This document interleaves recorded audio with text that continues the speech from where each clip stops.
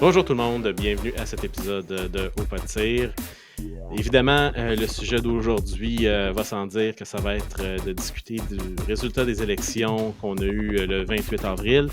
Je pense que comme vous ne serez pas surpris qu'on est déçus du résultat et la session d'aujourd'hui, le podcast d'aujourd'hui va traiter justement sur cette déception. Une petite analyse peut-être de l'élection, un post-mortem, comme on aime appeler ça souvent. Et peut-être aussi parler un petit peu de ça va être quoi les prochaines étapes, qu'est-ce qu'on va pouvoir faire pour peut-être l'année, 2 ans, prochaines 4 ans, peu importe, de gouvernement libéral minoritaire. Donc, on veut vous parler de ça aujourd'hui. On veut peut-être aussi partager dans votre déception. Et évidemment, vous comprendrez qu'on n'a pas fait de podcast avant aujourd'hui parce que nous aussi, on voulait décanter. On ne voulait pas vous faire un podcast juste dans la négativité. On essayait, en tout cas, de mon côté, du moins, j'ai essayé de chercher un petit peu qu'est-ce qu'on avait comme positif ou du moins pas négatif qu'on pourrait discuter aujourd'hui. Donc, avant de continuer, cependant, je vais vous inviter, comme on fait à chaque fois, de faire un petit like, subscribe en bas ici sur YouTube. On vous invite aussi à nous suivre sur Facebook. Et si ça vous tente aussi, bien sur Spotify, allez vous abonner aussi. Vous pourrez nous écouter.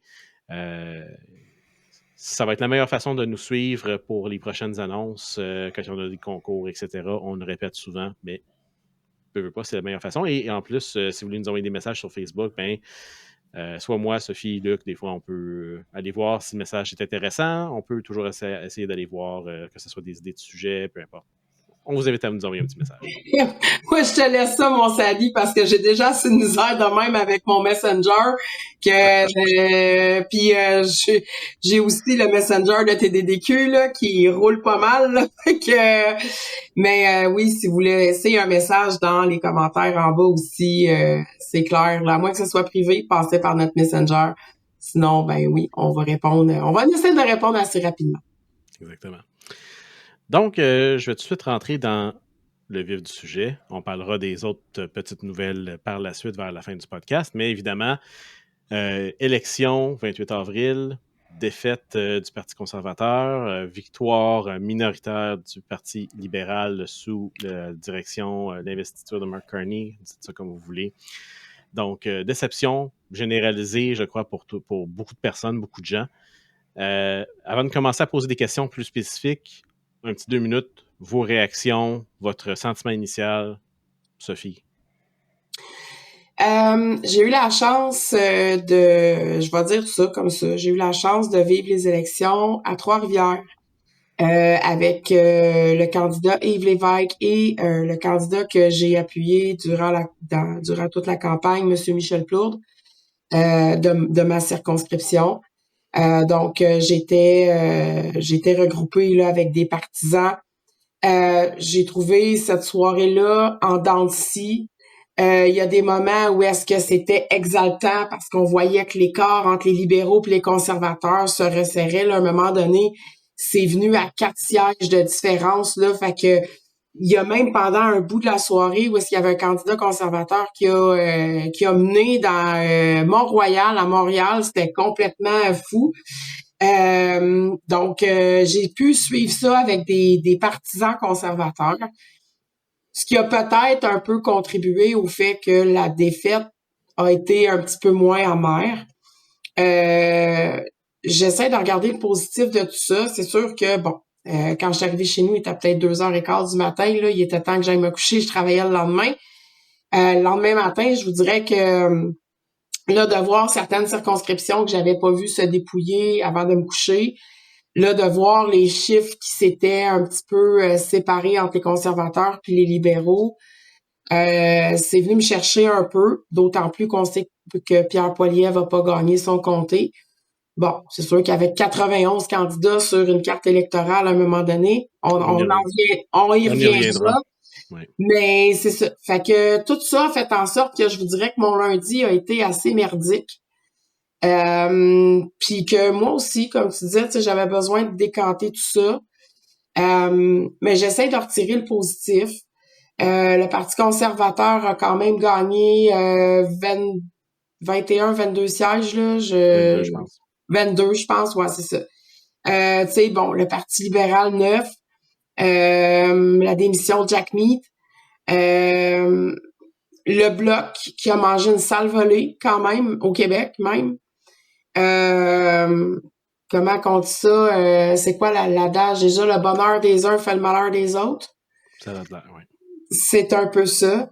Fait que je dirais que sentiment très mitigé. Avant la fin des élections, c'était déjà comme ça durant tout le long de la campagne. Il y a un côté de moi qui était très positif puis qui se disait que je ne pouvais pas croire que le peuple allait donner un 4e mandat aux libéraux. D'un autre côté, je voulais pas croire les sondages, mais les sondages ont pas révélé ce que c'était vraiment, ce qui a été vraiment l'issue de l'élection, parce qu'ils donnaient vraiment plus de sièges aux libéraux. Ben, c'était Mais moins. Le résultat de l'élection était moins pire que ce que les sondages c'est ça, prévoyaient, dans le fond. Là. c'est ça, exactement. Fait que j'espérais quand même, tu sais, que les libéraux, pas les libéraux, pardon, les conservateurs gagnent. Mais d'un autre côté, je me dis qu'on a quand même gagné dans cette défaite-là parce que c'était une campagne puis une élection qui était historique pour les conservateurs. Est-ce qu'on va apprendre de ça? J'espère. Est-ce qu'il va y avoir un post-mortem de tout ça aux conservateurs puis que on va faire les choses différemment aux prochaines élections? Je l'espère aussi.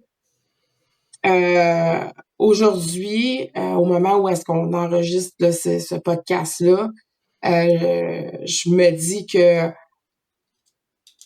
on a juste à être là, prêt pour les prochaines élections. Merci Sophie. Luc, tes premières impressions suivant le résultat décevant? C'était vraiment drôle parce que là, le fameux lundi, c'est ma journée de travail de 20 heures que j'appelle. Oui? Fait que c'est ça. Fait que moi, j'ai pas vraiment vu rien de ce qui s'est passé, à part quand je suis arrivé chez nous le soir à 11h30, que j'ai fait comme « Ah, OK. » Et voilà le résultat de l'élection. Donc, c'était pas le résultat auquel que je m'attendais. Donc, est-ce que je me suis couché un petit peu déçu? Effectivement. Mais le point positif, c'est que le lendemain, j'ai pris double portion de bacon. Et il n'y a personne qui ne peut être de mauvaise humeur lorsqu'il mange du bacon. Le problème avec ça, c'est que quand tu as fini de manger ton bacon, tu peux être déçu après. Parce que tu n'as plus de bacon et parce que tu as perdu tes sélections. Double déception. Et voilà. Ben oui, effectivement. Donc, il faut passer à travers parce que de toute façon, on a beau regarder en arrière de nous, c'est pas ça qui va nous faire avancer. Donc, il faut regarder en avant. On va voir qu'est-ce qui va se présenter. Les options, comme je dis, on va s'attendre à plein de surprises. Ça va arriver probablement plus vite qu'on pense. Mais oui, effectivement, pour en revenir là-dessus, c'est pas le résultat auquel je m'attendais. J'espérais avoir un gouvernement conservateur minoritaire. Majoritaire, ça aurait été l'idéal, mais là, il faut qu'on soit quand même réaliste là, de qu'est-ce qui est arrivé. Oui, comme Sophie disait, je crois que une bonne leçon, prochaines élections, les conservateurs vont être beaucoup, beaucoup plus près. Mais tout va jouer. Si tout va bien, ben, on repart en élection dans 18 mois. Peut-être, on verra bien. On verra bien. On en parlera justement du futur. Qu'est-ce qui pourrait se dessiner là, dans les prochaines 18, 24, 48 mois, tout selon ce qui pourrait se produire. Mais avant tout ça, je vais vous donner ma réaction. Évidemment, je ne vous cacherai pas, comme vous, déception, moi aussi. Je suis allé me coucher, il était peut-être rendu minuit et demi à peu près. Pierre Poilievre n'avait toujours pas perdu dans sa circonscription, mais ça allait pas bien. Il y avait encore, comme tu disais, Sophie, tantôt, tu sais, les sièges qui étaient gagnés jouaient, variaient entre 4, 8, 10, 12, ça variait, ça jouait beaucoup encore. Donc, je me faisais pas de fausses espoirs, par exemple. Évidemment, c'était clair que les conservateurs allaient perdre leur élection. Moi, ce qui a été la plus grande déception, il y en a eu deux. La première, ça a été le lendemain matin lorsqu'on a vu que malheureusement, le NPD avait encore la balance du pouvoir avec leurs 7 sièges qui pouvaient faire en sorte que le gouvernement libéral pouvait continuer avec Une coalition. avec leur coalition, même si c'est ça qui a décimé complètement le NPD. On y reviendra un petit peu sur ça là-dessus aussi. Et que, évidemment, ben, tous les gens qui pensent que, selon moi, que le Bloc et le NPD pourraient s'allier avec le Parti conservateur pour former une coalition, je pense que c'est vivre dans un monde de licorne. Là. Ils ne l'ont pas fait avant, puis je pense que le NPD et le Bloc auraient été en bien meilleure position si les élections auraient été déclenchées beaucoup plus tôt lorsque Pierre Poilievre les réclamait. Ceci dit, ça c'était la première déception de voir que finalement, il n'y a pas grand-chose qui a changé à ce niveau-là. La deuxième, et ça c'est venu par réflexion un petit peu plus tard au courant de la semaine, ça a été de voir que on met le côté arme à feu à side, là, on tasse ça quelques minutes parce qu'évidemment, on a un podcast qui parle d'armes à feu, de tir sportif, de chasse, etc. Mais si on met ça à côté et on regarde les choses qui sont les enjeux importants pour la population, évidemment, le coût de la vie, l'inflation, l'économie, Donald Trump, on ne se cachera pas, ça a été un gros facteur. Mais si on regarde tout ça, ben, les gens ont quand même préféré redonner un 4e mandat au Parti libéral parce que la tête du serpent n'était plus là, ne portait plus des bas colorés, n'avait pas la même belle petite coiffure. Donc, on a changé la tête du parti et c'est comme si tous les problèmes qui avaient été créés par ce parti-là sont tout à coup disparus. Ça a été de la déception de voir que juste pour ne pas voter conservateur, parce que veux pas, il y a eu quand même des gens qui ont dit ça, je préfère avoir une grosse dette que de voter conservateur, que d'avoir Pierre Poilievre comme premier ministre. Malheureusement, je pense que c'est ça qui a été la grande déception, cette espèce de peur du bleu qui m'a frappé avec plus ample réflexion plus loin au courant de la semaine. Et ça souligne, je crois, un problème plus grave, si on veut, au niveau de notre société. Parce que pourquoi est-ce que les gens pensent comme ça? Il y a quelque chose qui est inscrit dans leur mémoire ou qui est inscrit dans leur façon de penser, qui est inscrit dans la société, qui fait en sorte qu'on pense qu'automatiquement, ben, si c'est un conservateur, c'est un mini-Trump. Ou on va pouvoir lancer n'importe quoi qui va coller après les conservateurs juste parce que ça sonne comme si c'était des républicains aux États-Unis. Écoutez, ça, je ne sais pas. Donc, il y a un travail à faire là et je pense que le travail que Sophie est là, que vous mentionnez, l'analyse de tout ça, je pense qu'il doit y avoir une réflexion sur la perception du Parti conservateur, spécifiquement au Québec, parce qu'on ne se cachera pas, si on regarde les résultats d'élection, ben, c'est le Québec qui a donné la victoire au Parti libéral. Hein. Si on regarde les sièges qui ont été gagnés par le Parti conservateur, ça a été gagné en Ontario. Au Québec, c'est là que le Parti libéral a fait ses gains. Il est allé chercher beaucoup de sièges au Québec au détriment du NPD et du Bloc québécois. Donc, et des conservateurs, effectivement. Donc, mais principalement, le Bloc qui a perdu quoi? Une 12-13 sièges à peu près. Ouais. NPD, évidemment. Donc. Mais comme tu soulignais, Sally, tu sais, puis c'est ça que je te dirais qui a été moi aussi ma déception, puis ma crainte aussi. C'est compte tenu du fait que Jack Mead ait donné sa démission. Déjà que, tu sais, même déjà, là, au bout du dernier 4 ans de mandat, on se disait, le NPD est même pas en position de faire les élections. Puis, tu sais, ils ont eu quand même 4 ans à travailler, mais ils ont été 4 ans accrochés à la jambe de Justin Trudeau, tu sais. Donc, s'en va en élection, perd des sièges, pire élection jamais vue pour le NPD, perd son chef, qu'est-ce qu'il leur reste? Tu sais, pète puis répète, s'en va en bateau, pète tombe à l'eau, qu'est-ce qui reste? Marc Carney. Tu sais, c'est clair que les libéraux, c'est clair que les libéraux ont capitalisé sur le manque de clairvoyance de Jack Mead. Puis là, et là, ça, je suis divisé sur ça, parce que d'un côté, on l'a dit souvent dans nos podcasts précédents, il méritait ce qui est arrivé à Jagmeet et au NPD. Il le méritait. Ils ont démontré qu'ils ne servaient absolument à rien autre que soutenir le gouvernement libéral. Et quand est-ce que le Bloc va le mériter aussi? Ben, ça, c'est une autre chose, parce que le Bloc, c'est une bête spéciale au Québec. Nous autres, on vote Bloc, mais ça, c'est une autre chose. Mais le reste du Canada, les électeurs dans le reste du Canada, eux, ont décidé que ben, le NPD a servi à rien.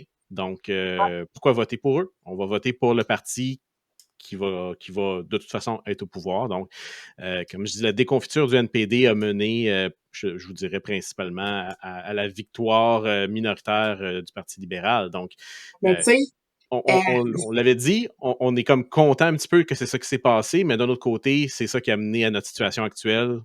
Donc, est-ce qu'on pourrait craindre que des membres du NPD traversent l'allée pour aller siéger avec les libéraux pour justement avoir un ministère, ou tu sais, est-ce que je pense pas que ce genre de Ben, c'est une bonne transition, Sophie, parce que ça, c'est une chose. Qu'est-ce qui va se passer dans les prochains 18 à 24 ou 48 mois, peu importe. On a probablement parlé un petit peu chacun de notre côté avec les gens de notre entourage. Est-ce qu'on peut s'attendre à une élection rapide? Moi, je pense que la réponse rapide à ça, ça va être non. Je pense qu'au minimum, le gouvernement a 60 jours pour déposer son budget une fois que le gouvernement est formé. Donc là, l'élection doit être certifiée, si on veut, pour un manque de meilleurs termes. Et 60 jours après ça, donc cet été, normalement, on devrait voir un budget. Présentement, Carney n'a pas besoin de faire aucune alliance. Tout ce que Carney a besoin de faire, c'est de dire « Tu votes pour mon budget, si tu ne votes pas pour mon budget, on s'en va en élection. » Il y a juste à faire ça, juste à dire si tu ne votes pas avec moi, c'est un confidence motion ou un confidence vote. Je ne me rappelle plus comment ils appellent ça en anglais, là, puis je ne sais pas c'est quoi le terme français, fait qu'oubliez-moi. Mais c'est le principe de dire si cette loi ou ce budget-là ne passe pas, ben on s'en retourne en élection. Fait en votant contre le budget, vous faites tomber le gouvernement. Chose que Poilievre avait essayé de faire, justement, avant que Justin Trudeau ne démissionne. Donc, tout ce qu'il y a à faire, Carney, c'est de dire aux gens, ben, votez pour mon budget, sinon ça va en élection. Et qui va aller voter pour le NPD? Qui va aller voter pour le Bloc? Tout ce qui va se passer, selon moi, c'est que les gens vont aller voter encore plus pour le Parti libéral, donc ils seraient peut-être en position de gagner une majorité s'ils faisaient ça. Mais le parti comme le NPD et le Bloc ne voudront pas, eux, retourner en élection tout de suite. Ils sont décimés, ils n'ont plus d'argent après une élection comme ça. On sait que c'est quand même assez difficile d'aller chercher des sous là, pour faire une élection. C'est 400 quelques millions de dollars, sinon même plus, pour faire une élection fédérale. Honnêtement, moi, je pense que Carney n'a pas besoin de faire aucune alliance, n'a pas besoin de faire traverser personne d'un côté à l'autre de la salle. Tout ce qu'il y a à faire, c'est de dire, ben, si vous n'êtes pas content, on retourne en élection. Et le gouvernement, pas le gouvernement, excusez-moi, le Parti libéral pourra le supporter et il n'y aura pas besoin de travailler très, très fort, selon moi. Non, puis là, en plus, tu sais, on a Yves-François Blanchette qui est sorti pour dire qu'il allait... Je sais pas ce qui se passe avec Yves-François, là. Est-ce que c'est des traumatismes d'enfance ou un problème de santé mentale? Je sais pas pourquoi il a peur autant de Pierre Poilievre. Parce que... Puis, tu sais, j'ai l'impression d'apaiser sur repeat là, sur ma cassette. Mais, tu sais, ça reste pas moins que en septembre, quand Yves-François Blanchette est sorti pour dire que si le gouvernement Trudeau n'appuyait pas la sanction royale des lois C-319 pour les personnes âgées, là, puis C-282, là, c'est une question de gestion de l'offre, ces deux lois-là attendaient la sanction royale, puis le Bloc tenait absolument à ce que ce soit approuvé avant qu'il arrive quoi que ce soit au Parti libéral, ce qui est arrivé d'ailleurs.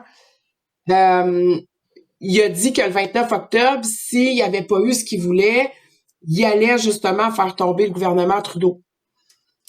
Au lieu de ça, il est ressorti par après en disant « Non, finalement, tu sais, j'ai pas mis mon plan d'exécution parce que si je l'avais fait, compte tenu de la position des conservateurs à ce moment-là au niveau des tendances électorales, il aurait probablement gagné les élections, ce qui fait en sorte que si j'avais fait tomber le gouvernement Trudeau à ce moment-là, ben on aurait un gouvernement conservateur majoritaire, puis Yves-François Blanchet voulait pas ça.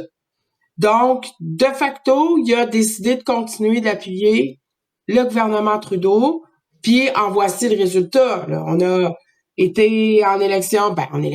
Ils ont mis M. Carney, le gouverneur, en place en attendant qu'il y ait de vraies élections. Puis, comme tu disais au tout début de notre podcast, ben, je pense que, tu sais, il a quand même bien joué sa campagne parce que il a rien dit, il a rien fait. Ça n'a pas fait de vague. Il est resté dans l'ombre. Ils ont bien contrôlé leur message. Ce qui fait en sorte que les gens avaient rien pour dire, ben, finalement, je voterai pas pour eux.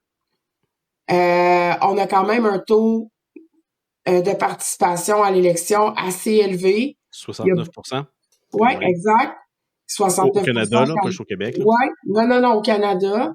Ce qui est le plus haut taux de participation, je pense, depuis les années mi-90. Là. Mm-hmm. Malgré tout, on sent que il y a une certaine classe d'âge qui, bien qu'ils ont voté plus qu'à l'habitude, ça n'a pas été suffisant. Mm-hmm. Ben, on va le dire, on va les nommer parce que ça a quand même été les jeunes qui sont sortis voter, chose qui est normalement très difficile à faire. Et ça, il faut le souligner, c'est très bon que les jeunes soient sortis voter. Ça dénote non seulement une implication dans la société, un désir de changement, mais aussi qu'ils prennent intérêt dans leur propre futur. Puis c'est leur droit, non seulement leur droit, mais leur devoir en tant que citoyen d'aller voter. Donc d'aller chercher un 69% déjà là, c'est très beau. En plus d'avoir une participation, beaucoup des jeunes, ça aussi c'est excellent. Malheureusement, ça n'a pas été assez pour dans notre situation, du moins, faire gagner le Parti conservateur. Mais je vais revenir sur quelque chose que tu as mentionné. Mais encore là, par contre, on doit être reconnaissant parce que si ça n'avait pas été de ces votes-là, l'écart entre les conservateurs et les libéraux aurait été encore beaucoup plus grand. Oui. Et là, les libéraux auraient pu avoir la majorité. Oui. Et l'écart, là, si on regarde pas en nombre de chaises, excusez-moi, en nombre de sièges, et vraiment en nombre de votes, bien, le Parti libéral, au dernier chiffre que j'avais, là, c'est 41,3% pour le Parti conservateur et 43,7% pour le Parti libéral des gens qui ont voté. Donc, faites le calcul, c'est en dessous de 2%. Ça doit peut-être changer un petit peu là, avec le recomptage ou les résultats qui sont sortis un petit peu plus tard. Je sais qu'il y a eu un petit changement dernièrement, là, je pense à Terrebonne. Mais en tout cas, tout ça pour dire que ces chiffres-là, c'est des chiffres historiques, mais malheureusement, comme j'ai dit lundi soir, lorsque j'écoutais ça, ben, c'est bien beau d'avoir 41,3% et que Harper avait gagné sa majorité avec moins que ça, mais malheureusement, ben, ça n'a pas été suffisant pour les conservateurs de Pierre Poilievre. Exact. Donc, prenez ça comme vous voulez, mais malheureusement, ça. Mais je voulais revenir sur quelque chose que tu as dit, Sophie, concernant Yves-François Blanchet. Tu as mentionné qu'il était reculé sur sa promesse de faire tomber le gouvernement à cause que ben là, ça aurait été les conservateurs. Ça vient directement rejoindre ce que je mentionnais tantôt concernant le Québec et cette peur du bleu, cette peur bleue du bleu, on va dire ça de même. Écoute, je pense que c'est exactement ça le syndrome. On appelait ça le syndrome de dérangement conservateur, peu importe, là, mais on a peur du bleu conservateur. On est correct avec le bleu bloquiste, là, mais le bleu conservateur, on en a peur, même quand les conservateurs promettent au Québec de tout donner au Québec, ce que le Québec veut avoir. T'sais, on parlait, je pense que les dernières élections avec O'Toole, je crois, c'était peut-être avec Scheer, il parlait justement de donner le pouvoir au Québec, d'avoir un seul impôt, un seul impôt, au lieu de faire un impôt provincial et fédéral, que ce soit un impôt, puis que ça soit géré, là, ça soit réglé, puis non, les autres partis ne voulaient pas avoir ça. Le Québec le réclamait, ben, les conservateurs le donnaient. Au Québec, ben non, on n'a pas voté pour ça pareil. Donc, c'est un exemple parmi tant d'autres, mais on dirait qu'à cause que c'est du bleu foncé et non pas du bleu pâle, ben, on a automatiquement peur que les conservateurs rentrent.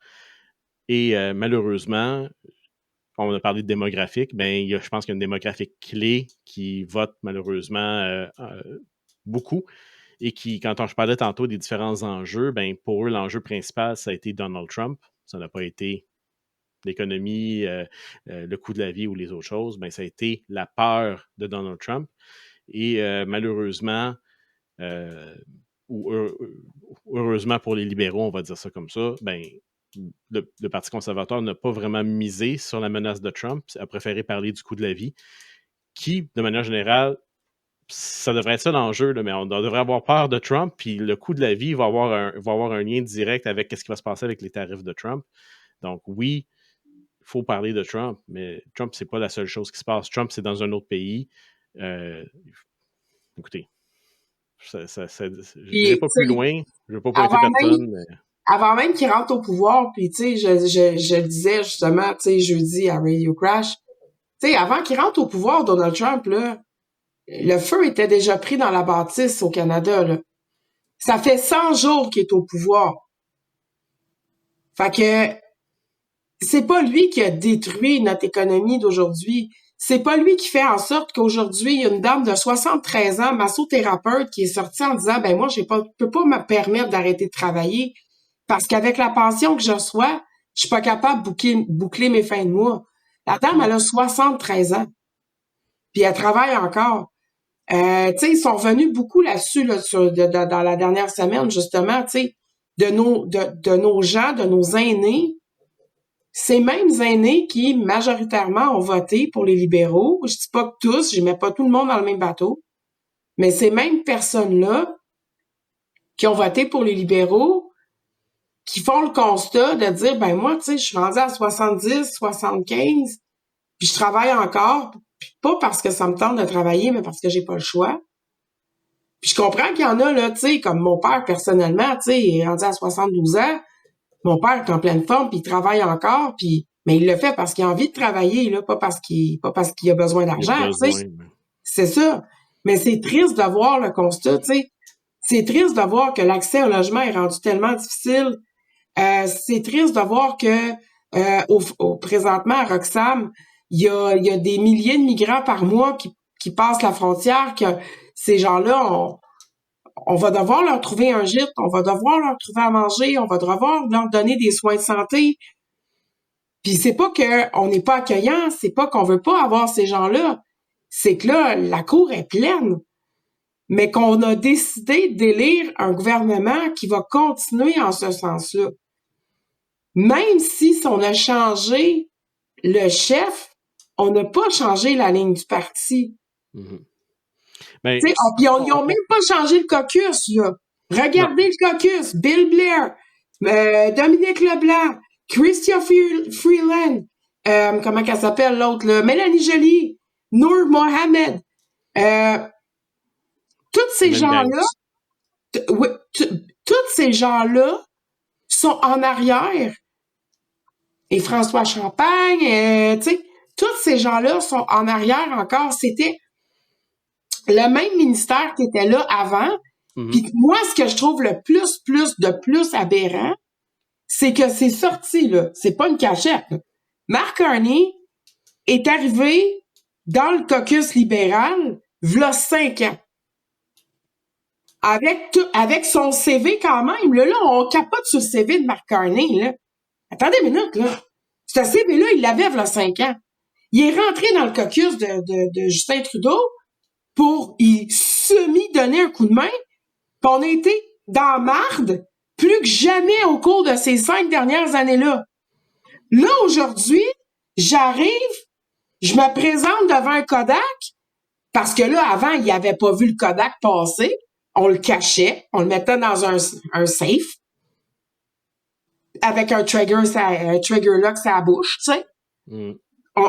Puis là, tout à coup, on le sort en sauveur, en économiste, avec un CV là, de 14 pages de long, avec des connaissances, puis des références, puis des contacts à pu finir.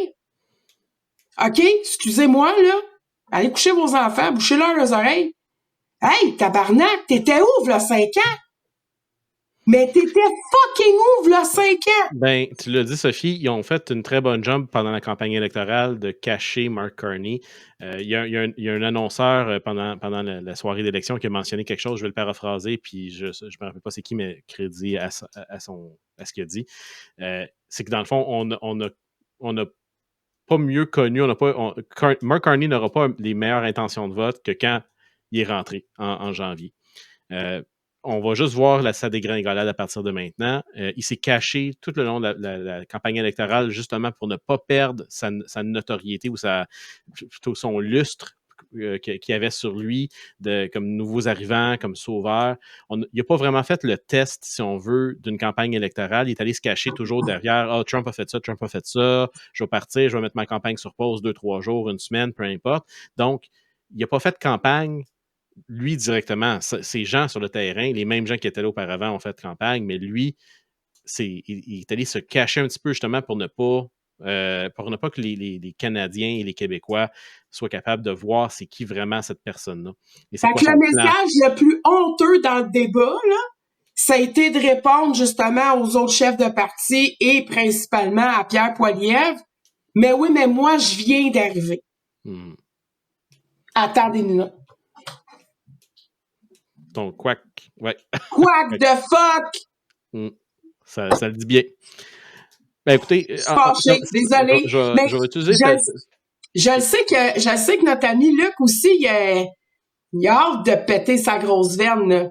Ouais, ben, on n'est pas rendu là encore. On va y arriver. On le garde. Oui, on le garde parce que je veux faire quand même un crescendo parce que s'il pète sa coche trop vite, on n'aura plus rien à dire après. On va juste être d'accord avec lui. Donc. C'est pas un pétage de coche du tout. Non, je sais.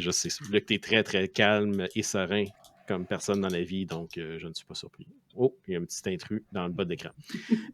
Non, je veux faire une petite transition parce qu'il y a quand même, il y a du mauvais, il y a du méchant, il y a du moins méchant, ou je veux pas dire du bon. Oh, il y a juste moi qui n'en ai pas un.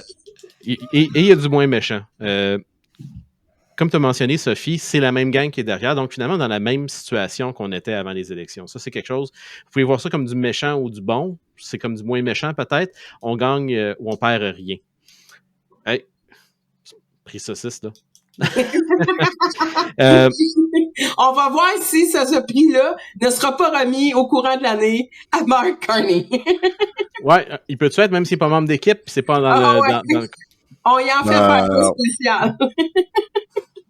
Notre move de la saucisse est réservé spécifiquement à du bon monde comme nous autres. Il n'y a pas le droit à ça. Mais moi, je peux te faire une mention honorable, trophée saucisse, pour les gens qui ont voté pour le Parti libéral. Je dis ça donc. On va manquer de saucisse. On va manquer de saucisse. En tout cas.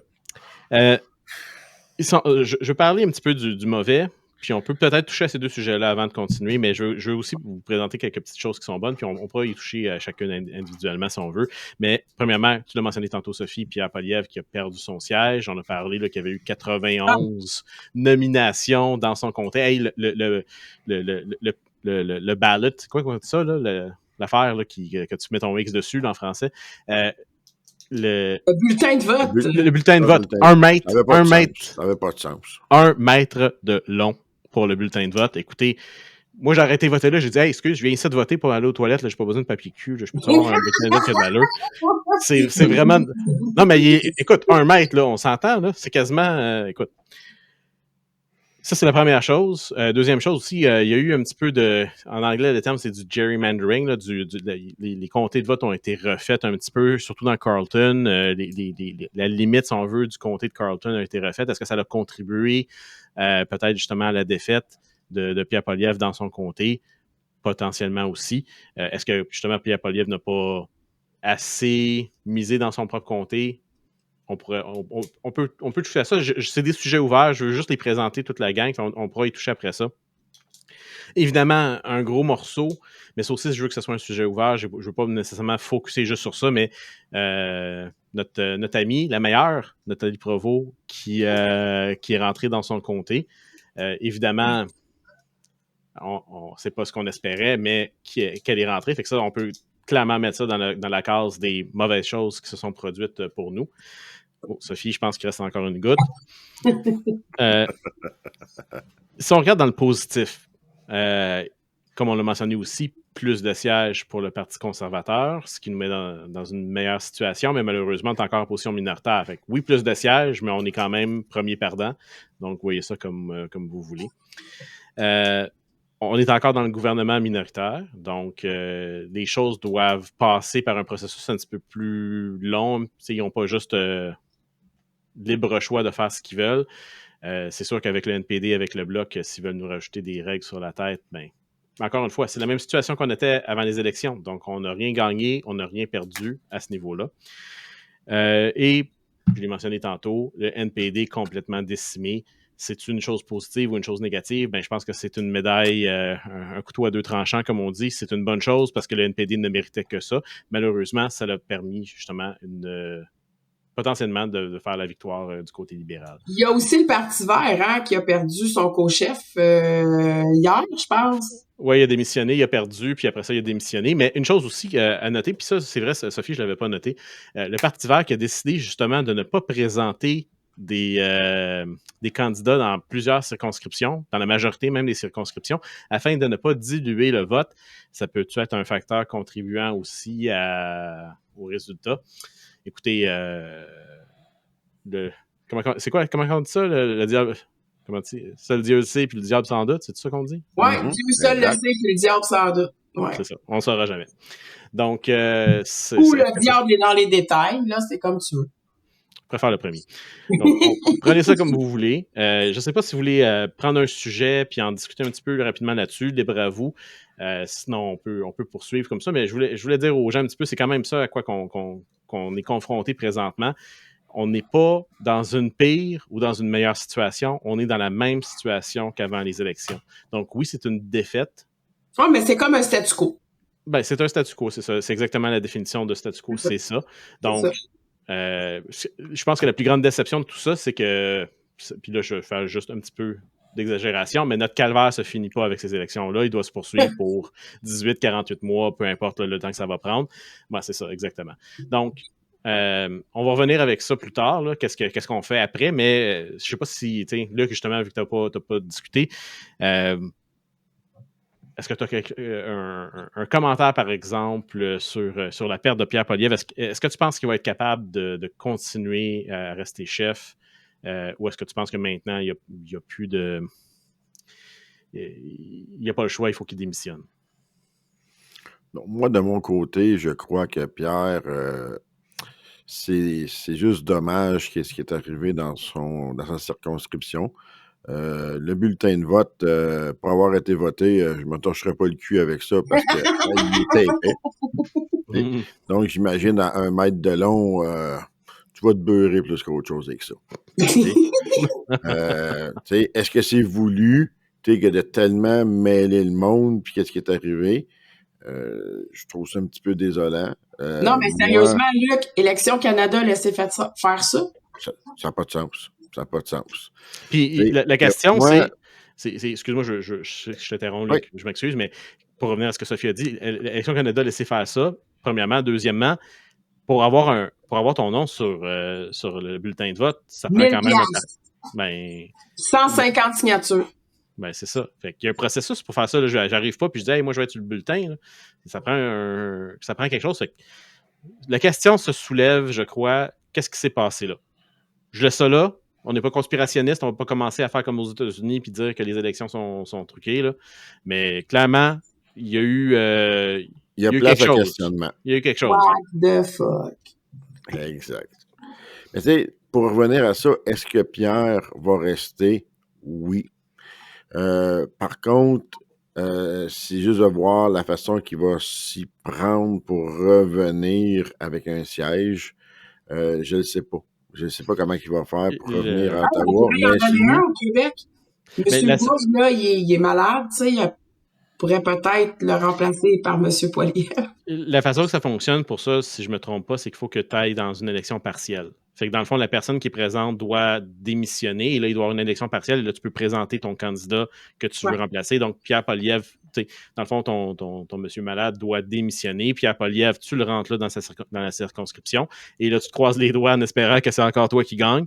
Et là, malheureusement, avec ça, c'est que pour faire ça, il faut quand même que l'élection ait lieu. Donc, ça ne va pas arriver le lendemain que la personne démissionne. Il doit y avoir un certain temps avant que l'élection partielle soit. Parce qu'en ce cas, je ne serais pas quand on écoutait M. Poilievre en chambre, là, donner, varloper, mon boy, les mensonges des libéraux, là, c'était tellement beau à voir. Moi, je pense qu'on va voir beaucoup plus Melissa Lantsman, qui est son bras droit. On va la voir, elle, prendre la tête, je crois, justement, de ça. Donc, puis elle aussi est très bonne, est très éloquente. Elle connaît très bien sa matière, elle aussi. Donc, je pense que c'est une très bonne substitut. Sans dire que c'est une substitut à Poilievre, mais tu sais, elle va être capable, justement, de continuer à faire le travail qu'on espère de l'opposition. La pression est là, il ne faut pas la lâcher. Ouais. Mais souvent, j'entendais dire, tu sais, oui, mais Poilievre, il est en politique depuis toujours, tandis que Mark Carney il amène quelque chose, tu sais, au niveau économique, tu sais, vu que c'est un banquier, puis blablabla, là, un économiste, whatever. Mais je pense que c'est pas du tout quelque chose de négatif, le fait que Pierre Poilievre soit depuis plusieurs années en politique.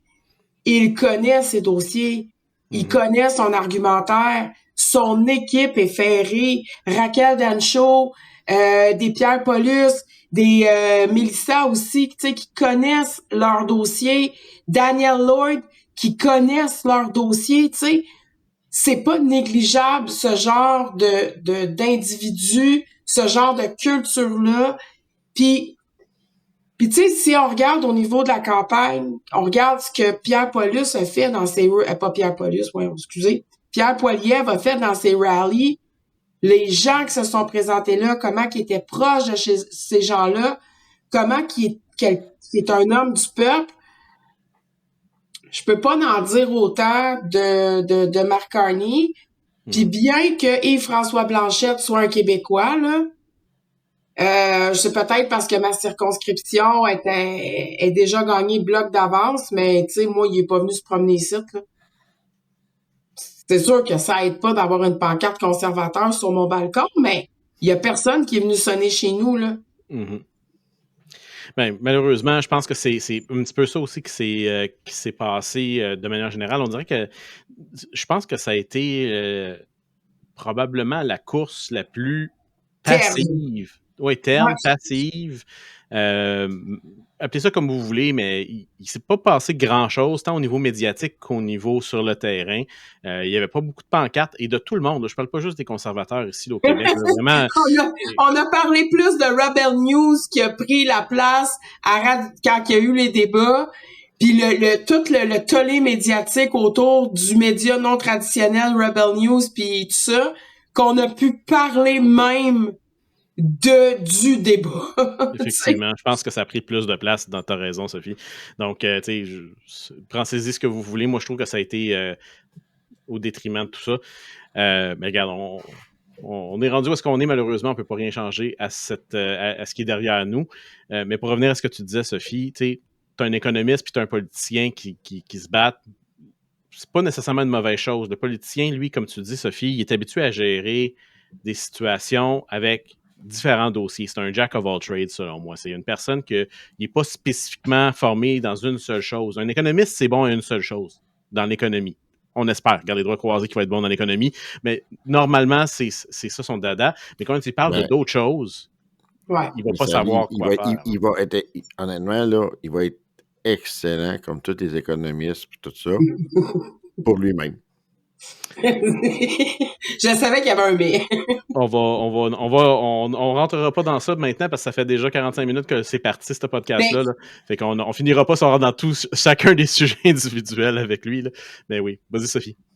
Non, mais c'est ça pareil, tu sais, c'est que mais tu sais, il faut faire attention, tu sais, Mark Carney, c'est un économiste, mais tu sais, il a fait partie de beaucoup de tables puis de mondialité, au niveau environnemental, les changements climatiques, tu sais.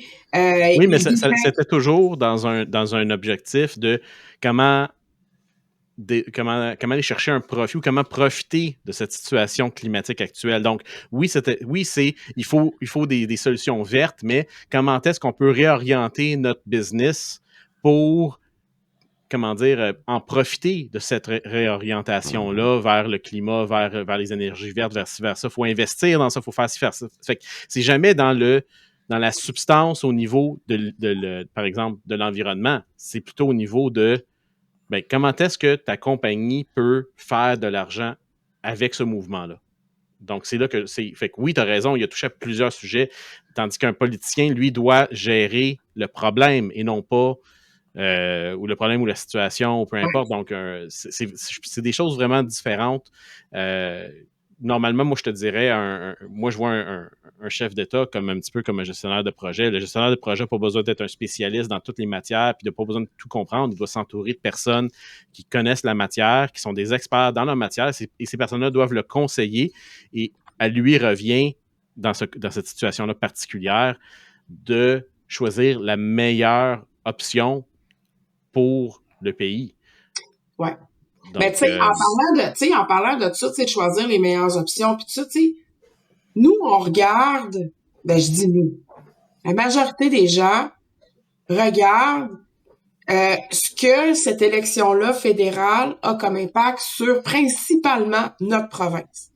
Donc, avec notre mentalité de Québécois, notre historique, notre culture québécoise, puis nos problématiques québécoises, le logement, les frontières, la sécurité publique, les infrastructures, tout ça, OK? Mais quand on se transpose ailleurs, puis moi, c'est ça que j'aimerais, puis c'est ça que dans les prochaines, je veux dire, journées ou semaines, je vais essayer d'aller voir. Je vais essayer d'aller écouter un peu plus, par exemple, des gens qui font des podcasts ou des entrevues, mais en Ontario, en Colombie-Britannique, au Manitoba, au Nouveau-Brunswick, tu sais, pour voir qu'est-ce qui ressort. Tu sais, nous, on a de l'argumentaire, hein? On a une façon qu'on voit comment ça s'est passé, puis on le rapporte à notre sauce québécoise. Mais comment les autres perçoivent ça? Et là, je vais nommer la province préférée parce que je regarde les petits yeux de mon ami Luc Plissé. Comment ça se passe? Comment est perçue cette élection-là en Alberta? Oh, là, ça, c'était le mot déclencheur. Et ça, c'est une belle transition pour Luc d'embarquer dans son pétage de coche. Tu sais, nous, on le voit d'une façon, mais je suis persuadée que les autres provinces le voient de façon très différente de nous, notamment l'Alberta. Justement, Luc aussi. Vas-y, là, c'est le temps. On t'empêche tout le temps de parler. C'est mon 5 minutes de gloire. C'est ton 5 minutes de gloire. Non, mais l'Alberta, moi, oui, par le fait que quand on regarde les élections, elle est très, très, très, très conservateur. OK? Puis je vais donner vraiment un gros thumbs up, puis je le donnerai jamais assez à la première ministre Danielle Smith, qui, dès le lendemain des élections, a fait modifier la loi 54 de l'Alberta. C'est quoi la loi 54? C'est justement, c'est pour aider à changer le processus démocratique, en incluant l'amendement de la loi sur les initiatives citoyennes. Puis ça donne quoi, ça? C'est simplifier le déclenchement d'un référendum pour les résidents. C'est pas drôle, l'Alberta, là. Mais ils l'ont dit, la première ministre dit, on ne veut pas vivre un 4e mandat libéral. Eux autres, ils ont des ressources, contrairement comme au Québec, qui ne veulent pas utiliser les ressources naturelles, l'Alberta l'utilise. L'Alberta, là, si on parle, mettons, de l'Alberta, là, demandez à n'importe qui reste en Alberta, demandez-lui, là, aimez-vous ça, la fameuse péréquation? Il paye en pas à peu près, puis le Québec broye parce qu'il n'y en a jamais assez. OK? Donc, pour revenir là-dessus, des petites choses que selon la Cour suprême, si la majorité des citoyens votent, il faut quand même que le vote soit fort. On ne parle pas d'un vote 49-51. Là. On parle d'un vote à 80, 75% qui votent pour sur un référendum. Il va y avoir des négociations de séparation. Ils vont pouvoir commencer à négocier. On ne se le cachera pas que ça ne sera pas des négociations faciles, OK? Parce que là, premièrement, on sait que d'après le dernier sondage, il y aurait 22% qui aimeraient ça avoir une annexion aux États-Unis, mais 25% préféraient devenir un pays à part entière. Ce serait le pays de l'Alberta, par exemple, et non la province. Mais, processus qui est très, très, très long. Et ce que j'ai pu lire, OK, source non confirmée par contre. Je ne peux pas le confirmer, mais en même temps, ça ne me surprendrait pas que le nouveau premier ministre Carney pourrait utiliser des mesures d'urgence afin de bloquer le processus pour l'Alberta. Est-ce que ça vous surprend? Moi, non. OK? On sait que le Canada, il est divisible. Tu sais, quand ils disent, on ne peut pas diviser le Canada. Oui, oui. Si on parle des Premières Nations, est-ce que c'est vraiment une nation reconnue à l'intérieur du Canada? Oui. Donc, le Canada, est-ce qui est divisible? Oui. Fait que, tu sais, c'est ça qu'on est rendu. Fait que là, moi, thumbs up à l'Alberta, parce que c'est une première ministre, là, qui se tient pour ses citoyens, qui se tient pour sa province, qui va au bat pour eux autres, qui n'ont pas peur de protéger la province au lieu comme au Québec, on se plie tout de suite. Puis, dans le cas qu'eux ont de l'argent, eux ont ils utilisent vraiment les ressources de la province, mais si les citoyens décident, regarde, on lève les pattes et on sort du Canada, regarde, je déménage en Alberta. Ben écoute, à considérer, hein, puis on en connaît une autre province qui a menacé plusieurs fois de faire ça. C'est drôle quand même qu'ils sont à deux spectres complètement opposés, mais des fois on dit souvent que le spectre politique n'est pas une ligne gauche-droite, mais plutôt un cercle. Donc, voilà. C'est ça, il faut faire attention parce que, tu sais, l'Alberta a une frontière très, très, quand même assez longue avec le Montana, le Washington puis l'Idaho. Fait qu'en fait, c'est ce qui borde. Fait que vraiment, ils ont une proximité incroyable, tu sais. Même, je vous dirais, une plus grande proximité presque que celle du Québec, là, tu sais. Où est-ce que, puis si je regarde la carte électorale encore là, au niveau même de la Colombie-Britannique, c'est bleu foncé, là. On a 2 comtés qui ont été soudoyés par les libéraux. On a le West Vancouver, puis on a le Kelowna. Après ça, on a un peu d'NPD dans Alberni, mais pour le reste, Parti vert, là, dans Madame Verte, là, elle qui est en Colombie-Britannique aussi, là. Elizabeth May. Mais sinon, tout le reste, c'est bleu foncé, là. Mm-hmm. Fait que, tu sais, on a l'Alberta qui est ici, on a la Colombie-Britannique qui est ici, 2 provinces majoritaires conservatrices. Puis si on s'en va juste à droite, dans le fond, qui est la Saskatchewan, je vous dirais qu'on est au moins à 50%. Après ça, quand tu tombes en Ontario, je dirais encore là un autre 50%. Fait que, tu sais, je regarde ça, là. Ce qui est rouge, là, c'est le Québec, puis les territoires du Nord-Ouest, le Yukon, l'Ontario un peu, mais tu sais, demain matin, enlève la problématique de Donald Trump, c'est bleu partout. Peut-être, mais il ne faut pas oublier non plus que certains grands centres dans les grandes villes sont généralement plus rouges que bleus. Donc, on peut s'attendre à Calgary, Vancouver. Ça, c'est les centres-villes. Comme centre-ville de Toronto, il y a tellement de sièges. Ouais. On partira pas sur le sujet là parce qu'on pourrait s'étendre là-dessus longtemps, mais j'ai entendu, puis à plusieurs endroits, là, que penseriez-vous de Valérie Plante à la chefferie du NPD? Moi, j'ai vu l'image. Je vous laisse mijoter là-dessus. Non. Écoutez, bon, on passe à d'autres choses. Non, mais c'est sérieux, hein, sérieux, c'est même pas des niaiseries, là, c'est vraiment, je vous le dis, là, ça vient de vraiment de sources très, très sérieuses, là. C'est quelque chose qui pourrait peut-être intéresser Mme Plante. Je la verrais plus avec le Parti vert. Mais connaissant Denis Coderre, ça se pourrait aussi que... Ah oui. Denis, lui, a déjà mis sa candidature pour ouais. c'est certain. Ouais, mais vu qu'il n'a pas payé ses impôts 2022, ça se pourrait qu'il puisse pas y aller. Écoute, je vais utiliser l'opportunité, par exemple, pour faire un lien d'idées parce qu'on est un podcast qui parle d'armes à feu. Là, on a parlé de division, on a parlé de l'Alberta, tout ça. Évidemment, le futur reste incertain avec ce qui va se passer. Malheureusement, perdre des élections, malheureusement, l'appel en cours qui est refusé. Donc, ça va être quoi les prochaines étapes? Ben, écoutez, M. Carney a quand même dit qu'il reconnaissait qu'il y avait quand même la moitié de la population qui n'avait pas voté pour lui. Je pense que dans son speech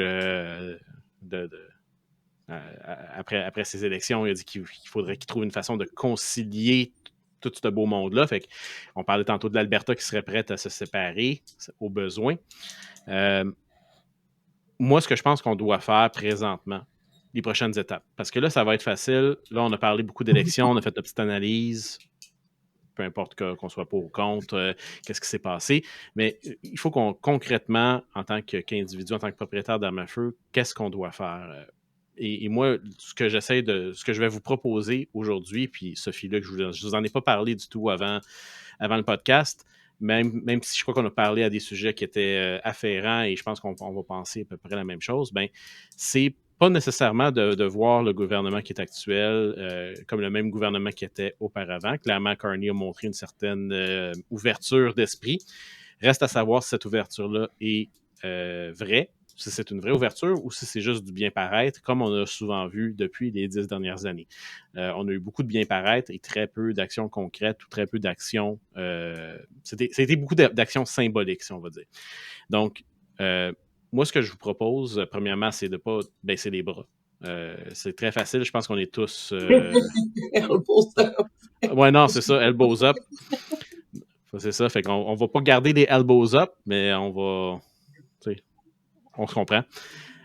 C'est pas de baisser les bras, de lâcher le combat, de dire moi je lâche tout ça. On est tous épuisés, on est tous fatigués, on est tous déçus. Mais c'est pas le moment de s'arrêter. Il faut continuer, il faut passer au travers de ça. On a peut-être un 18 mois à faire, un 24 mois à faire. Peut-être que ça va être plus court, peut-être que ça va être plus long. Mais c'est sûr que si on arrête, on perd. Donc, il faut continuer à se battre. Et je pense que présentement, le champ de bataille a changé, si on veut. On était dans comme je pense, Sophie, c'est ça que tu disais au début, avant qu'on commence, c'était très polarisé. C'était vraiment une war zone, c'était vraiment très polarisé. Les insultes, la hargne, la haine était très facile d'aller chercher ça parce que ça faisait une décennie qu'on se faisait taper dessus. Donc, moi, ce que je vais vous proposer aujourd'hui, c'est quelque chose qu'on a déjà fait dans le passé, mais je vais le proposer spécifiquement pour les gens qui sont dans des comtés où est-ce qu'il y a un nouveau député. Un nouveau député qui est potentiellement libéral. Mais même si c'est un bloquiste dans votre comté, je vais vous dire de faire la même chose. Et ça, c'est d'approcher, de lui écrire une lettre et de faire valoir de manière éloquente et respectueuse, évidemment, vos pensées sur tout ce qui s'est passé depuis les dernières 10 ans au niveau des armes à feu. Et de dire, ben, écoutez, vous dites que vous respectez les chasseurs et les tireurs sportifs, c'est faux. Vous avez clairement visé les chasseurs et les tireurs sportifs de manière explicite avec le ban en mai 2020, avec l'interdiction des armes à feu en mai 2020, avec les armes de poing, encore une fois, qui ne fait que cibler les propriétaires légaux. De faire une campagne de lettres, dans le fond. Écrivez ça, soyez éloquent. On pourra peut-être même faire éventuellement une lettre type pour vous donner un exemple. Mais le principe est d'essayer d'entrer en contact avec ces députés-là, de leur dire, regardez, tu es nouvellement en place, félicitations, tu as gagné ton poste, mais maintenant, tu es là pour nous. Tu es là pour les citoyens de ta circonscription. Et moi, en tant que citoyen, je te dis, c'est comme ça que l'ancien gouvernement a transigé. Est-ce que tu veux rectifier la situation? Es-tu prêt à travailler avec nous pour peut-être voir quelque chose qu'on pourrait améliorer dans notre situation et peut-être juste mettre un petit peu le frein sur qu'est-ce que les libéraux ont essayé de faire depuis les 10 dernières années. Ils mettent l'emphase aussi, en fait, sur l'éducation. L'éducation, oui, au public, l'éducation médiatique, mais l'éducation politique aussi. On l'a vu avec Jacques Pinchot, qui a été, justement, qui avait appuyé la C-21 alors qu'il était président de l'Association des policiers provinciaux, mais qu'au final, quand on l'a vraiment informé sur les tenants et aboutissants des lois en vigueur, de ce qui aurait pu être fait, de ce qui n'a pas été fait et de ce que implique justement financièrement parlant surtout et ce qui vient restreindre les propriétaires d'armes avec C-21. C'est là qu'il a réalisé toute l'inutilité puis toute l'absurdité de la mesure qui a été mise en place, effectivement. Donc, c'est d'aller s'assurer, comme tu dis, Sadi, des fois, c'est d'ouvrir la porte. Puis j'en parlais justement avec Christian Caille cet après-midi. Tu sais, des fois, là, gang, si moi, Sophie Belland, directrice pour le Québec de la CCFR, ou Sadi, aussi membre qui fait partie de la direction de la CCFR, mais qui est aussi au PATIR, Luc, qui est tireur dynamique du Québec, c'est sûr que quand on approche nos députés, là, et nous voient venir à grand galop, vous comprenez, là? Je veux dire, on a une étiquette dans le front, là.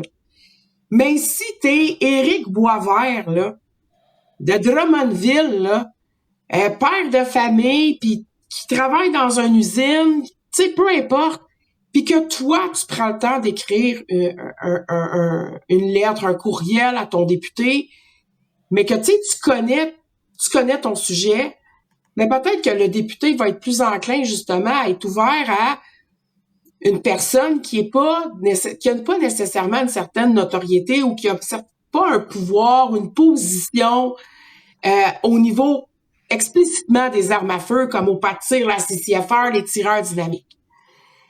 Ça a souvent beaucoup plus d'effet. Puis, pour avoir parlé avec des gens qui ont tenté l'expérience, ils ont été surpris de recevoir une réponse, puis même allant jusqu'à est-ce qu'il y a possibilité d'avoir un rendez-vous téléphonique pour avoir certaines explications ou même une rencontre.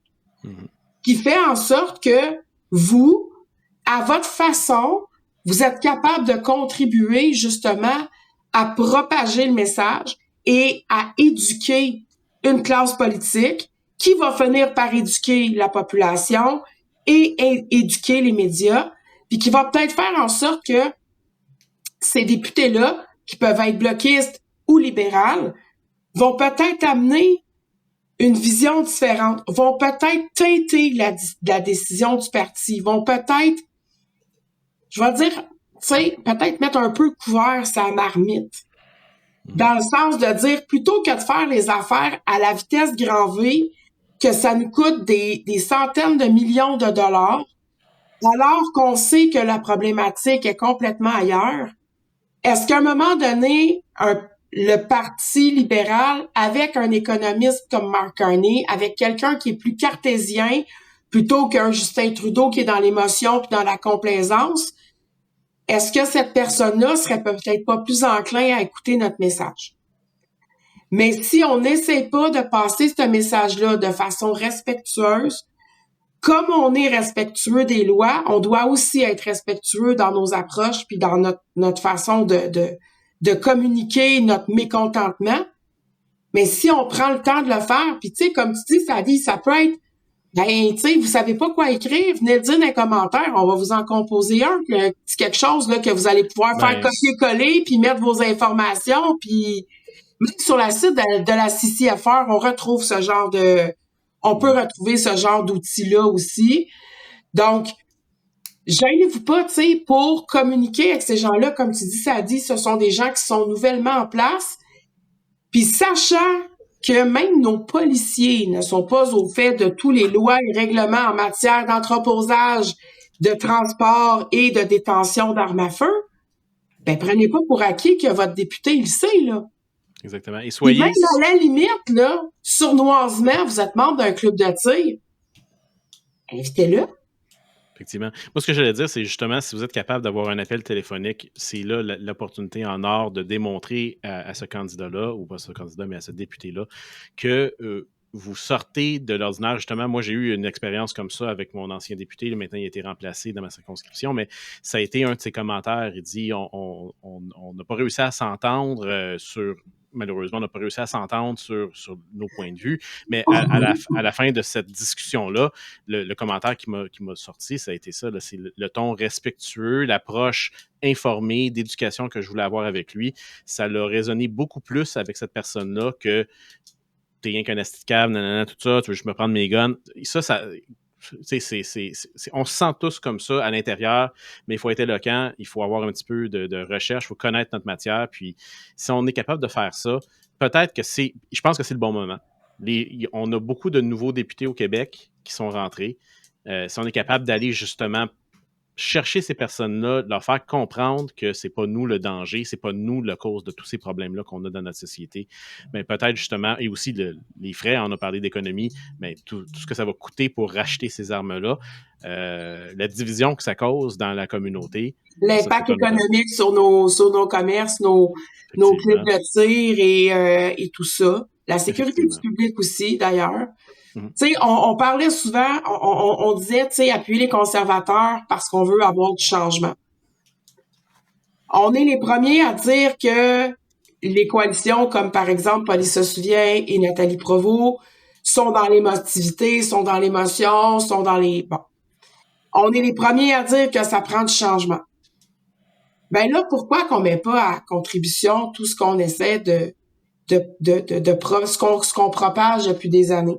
C'est-à-dire de changer notre approche et d'être toujours dans le respect et de faire un changement justement sur la façon qu'on va voir les choses. On va voir la réceptivité de tout ça.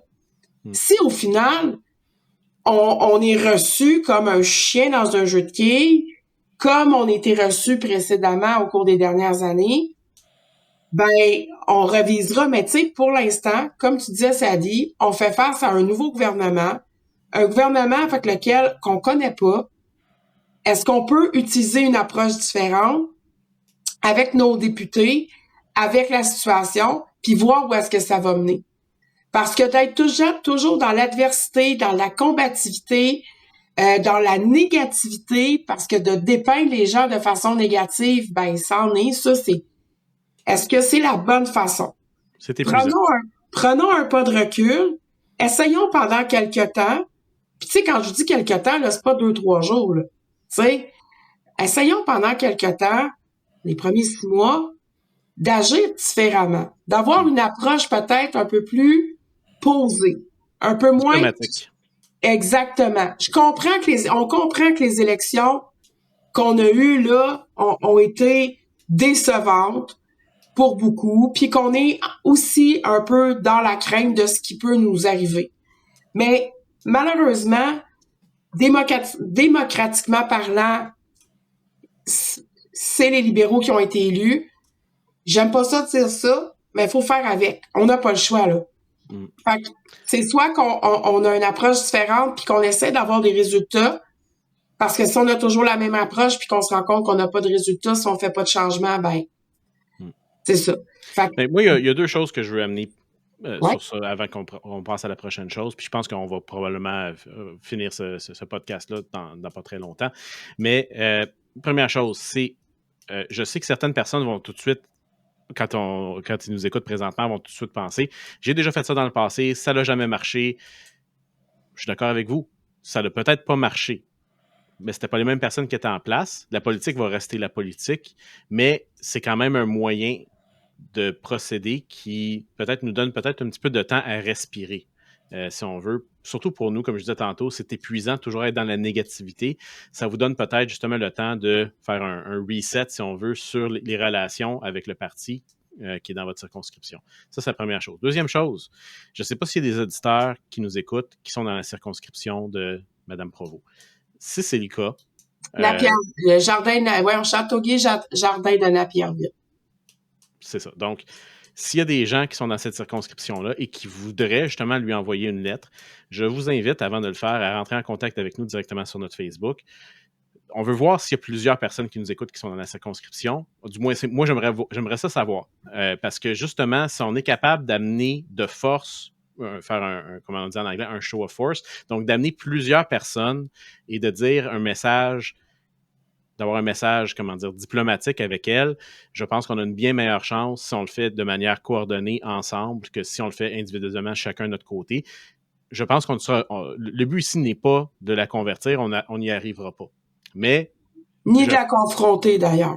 Non, exactement. Mais une chose qui est importante à se rappeler, quand on écrit une lettre à notre député, ils sont dans l'obligation de nous répondre. Ça peut être une petite réponse cacane, une lettre pro forma qui est déjà remplie. Ils font juste rentrer ton nom, ton adresse, puis merci d'avoir envoyé votre lettre, on l'a bien reçu, on en prend connaissance et bonsoir.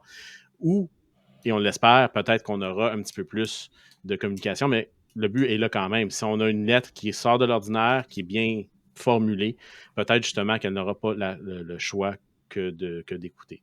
Non, puis en tant que représentante de Police se souvient, elle avait aucune obligation. Exactement. Maintenant, en tant que députée, son rôle dans la société, ça vient de changer, là. Elle a traversé l'autre côté de la clôture. Exactement. Donc, moi, je pense qu'on peut laisser les gens là-dessus. Je ne sais pas, Luc ou Sophie, si vous avez d'autres points que vous voulez soulever. Je sais qu'on... Moi, j'en fais, moi puis Luc, d'après moi, on va être d'accord là-dessus. Puis toi aussi, Sadi, d'ailleurs, parce que tu fais partie de cette journée-là. Mais avant de vous quitter, on va rappeler que le 10 mai prochain, il y a le sommet de la francophonie sur les armes à feu au Chalet de l'Érable à Sainte-Julienne.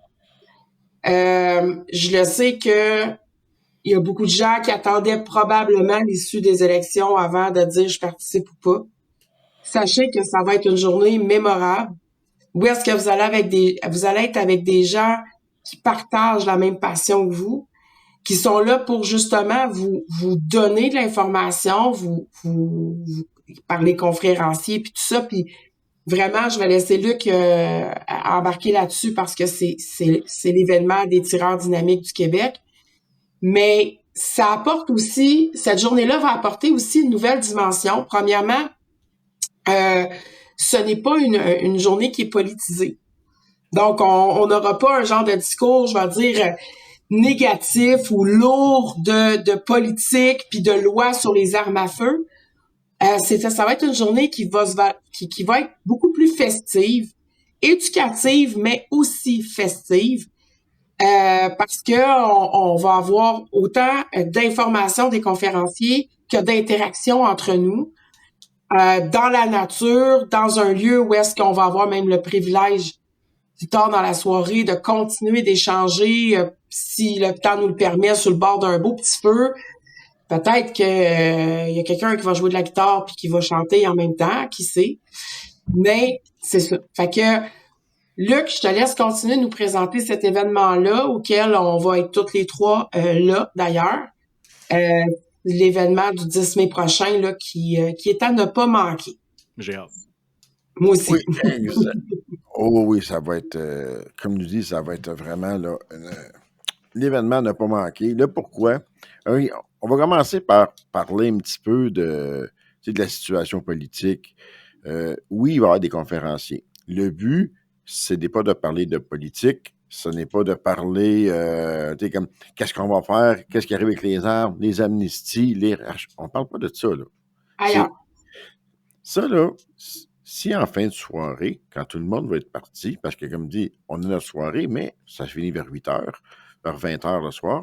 Après ça, comme tu disais, un petit feu, on peut jaser. Là, on peut aborder toutes sortes de sujets. Et c'est sûr que ces sujets-là vont être présents. Mais le but de la conférence, c'est pas de parler de rachat d'armes, puis qu'est-ce qui va arriver. Nous, la conférence, là, on l'a fait. On la veut neutre. Il n'y a pas de parti pris. Et oui, on avait un invité mystère. Vous comprendrez que l'invité mystère qu'on avait regardé, c'était peut-être une interaction là, du côté politique conservateur. Je ne vous le cacherai pas que pour l'instant, on a décidé de garder ça le plus neutre possible et de ne pas mêler la politique à cette journée-là. Donc, on a eu un tout dernier conférencier qui s'est venu se rajouter dernièrement, Martin Blais, que Sophie connaît un petit peu. Ouais, ben, savais-tu que il y avait peut-être le chef Marty aussi qui pourrait être présent, mais on s'en reparlera. Pour ceux qui nous écoutent, qui connaissent le chef Marty, je peux vous dire que ça pourrait être un invité mystère qu'on aurait peut-être voulu au final garder mystère, mais qui pourrait nous amener vraiment ailleurs dans son humour. Mais je Moi, dis je vous ça, le je dis dis tout de rien. suite Je aussi. fais ce message. Martin Blais, si t'es capable de lâcher un coup de fil à chef Marty, des fois qu'il pourrait être présent à notre événement, ça serait bien le fun. Je dis ça comme ça. On va peut-être. J'ai demandé d'avoir une autre petite surprise, mais je risque de moi-même être au courant de cette surprise-là la journée même. OK? Okay? Fait que je vais être autant surpris que tout le monde. Donc, on se le cachera pas. On a un petit peu modifié la logistique de la journée. On a fait des tests au niveau du son, de ça. Ça va être complètement fou. On va avoir, je vous dirais, là, des beaux prix de présence. Ça va être encore mieux que qu'est-ce qu'on s'attendait. Fait que vous allez voir, les prix de présence seront sur la table lors des tirages. Tirage en 2 parties, parce qu'on en a trop à se faire donner. Non, c'est un heureux problème. OK? Et c'est ça. Mais comme je vous dis, là, on est limité à 250 personnes. Il reste de la place, mais il reste juste 9 jours aussi. Ça va vite. Ça va très, très, très vite. C'est samedi prochain, là. Wow, on a des belles, des petites surprises. Des petits flashs. Des petits flashs comme ça qui sortent, là. Ça, je dis rien. J'ai rien dit, justement. Un jour, on va avoir quelqu'un, on va être assez riche, gang, qu'on va avoir quelqu'un qui va passer avec une pancarte, tu sais. Mais là, pour l'instant, on se contente juste de... C'est ça. Comme dans les matchs de MMA, là, la fille qui passe avec on fait avec le budget, fait que on a tout mis la journée, on n'a plus de budget pour le reste. Exactement.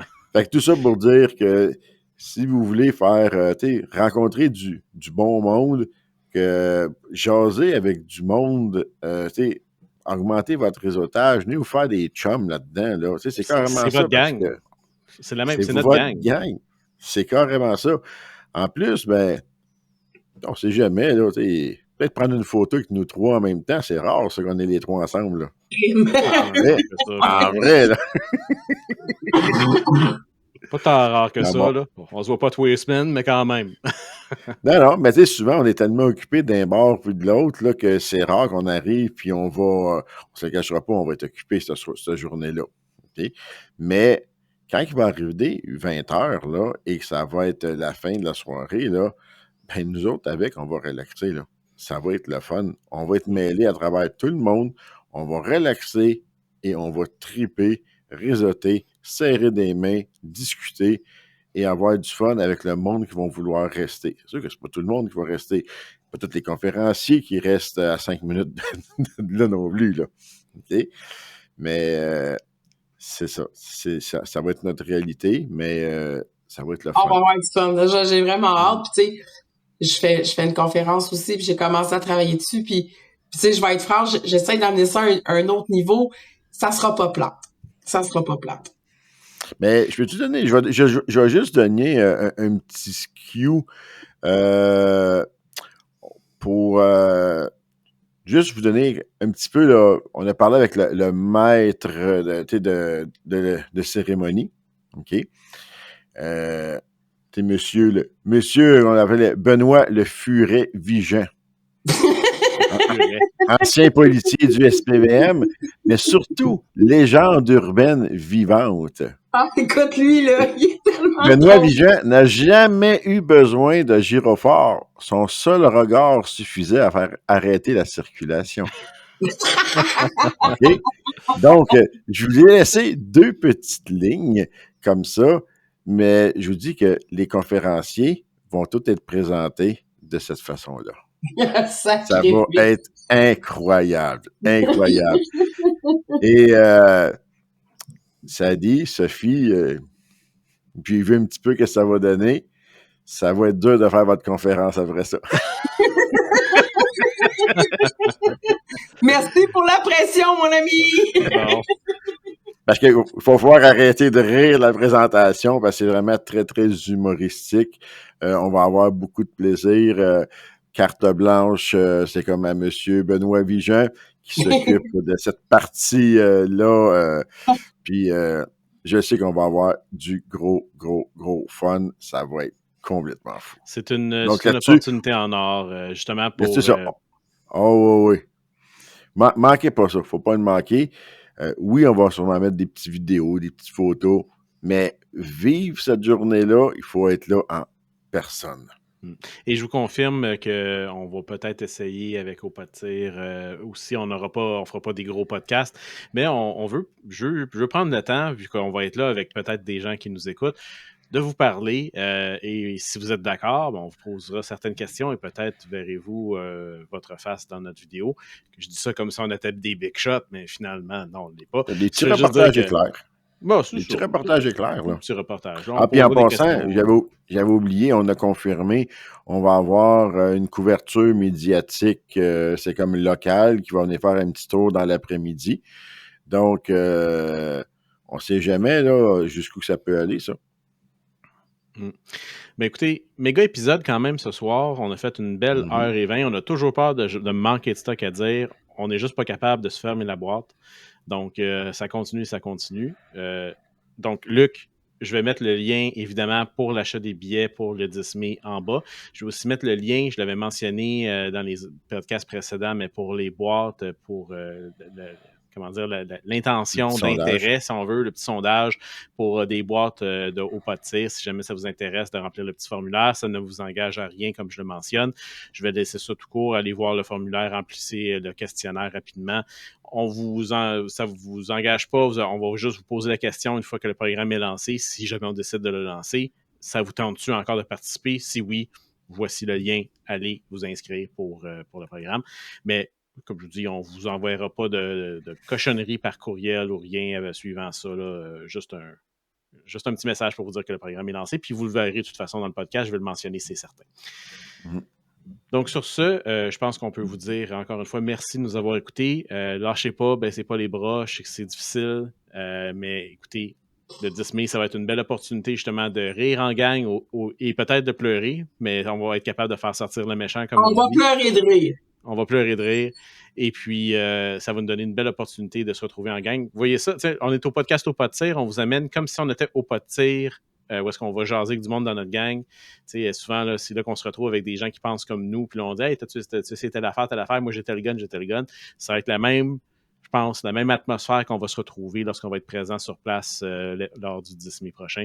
Donc, manquez pas ça. Je vous invite fortement à y aller. C'est pour une bonne cause. Et je pense que ça va être capable de vous peut-être de vous faire un petit reset sur les événements récents de qu'est-ce qui s'est passé. Donc, sur ce, merci Sophie, merci Luc d'être présent comme d'habitude à l'appel pour le podcast. On va continuer maintenant avec, à chaque fois, là, maintenant, notre cycle de 2 semaines va recommencer. Là, on avait pris une petite pause, ou pas vraiment une pause, mais on avait juste changé notre cycle à cause des élections. Mais là, on va revenir aux 2 semaines avec des podcasts et évidemment, à chaque autre semaine. Donc, pas parce qu'on fait des podcasts tir en rafale, mais je vais mettre les interviews qu'on a faites dans les salons de Québec et de Saint-Hyacinthe. Et s'il y a d'autres interviews, évidemment, on va continuer avec ça aussi. Donc, c'est tout. Merci à vous. Et on vous dit à la prochaine. Bonne soirée. Ciao. Bye.